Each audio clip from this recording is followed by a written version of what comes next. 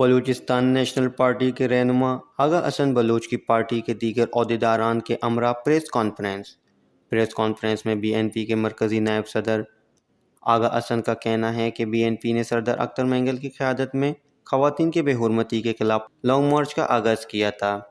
Party کے مرکزی کارکنان جب سردار اختر مینگل اور کارکنان کا لک پاس کے پاس انتظار کر رہے تھے تب ان پر لاٹھی چارج کیا گیا اور آنسو گیس شیلنگ کی گئی۔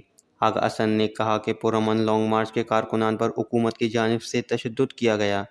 ہماری جماعت کے 30 سے زائد دوست پابند سلاسل ہیں۔ انہوں نے یہ کہا کہ مصدوم صحافیوں کو ہماری پریس کانفرنس کو کور کرنے سے روکا گیا۔ آج پارٹی کی پریس کانفرنس سے پہلے ہی دھرنے کے مقام پر خودکش حملہ ہوا۔ مرکزی نائب صدر نے کہا کہ خودکش حملہ آور کو پارٹی کارکنان نے مشکوک جان کر روکا۔ خودکش حملہ آور کے ساتھ 2 مسلح افراد بھی تھے۔ خودکش حملہ آور کے ساتھ موجود 2 مسلح افراد اس وقت پارٹی کارکنان کے توحیل میں ہیں۔ آغا حسن نے کہا کہ حکومت سے کسی خیر کی توقع نہیں، جان و مال کی حفاظت ممکن بنانا حکومت کی ذمہ داری ہے۔ انہوں نے مزید کہا کہ کل ہم نے خدشات کا ظاہر کیا تھا کہ ہمارے رہنماؤں کو خطرہ لاحق ہے، لیکن تحفظ نہیں دیا گیا۔ اگر ہمارے لانگ مارچ کو گزشتہ روز آنے دیا جاتا تو یہ شاید نہ ہوتا۔ آغا حسن نے کہا کہ بلوچستان نیشنل پارٹی ایک قومی فکری سیاسی جماعت ہے۔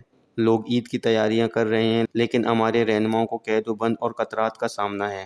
مزید یہ بھی کہا کہ خدا نخواستہ اگر سردار اختر مینگل کو کچھ ہوتا ہے تو ذمہ دار حکومت ہوگی۔ وش نیوز، کوئٹہ۔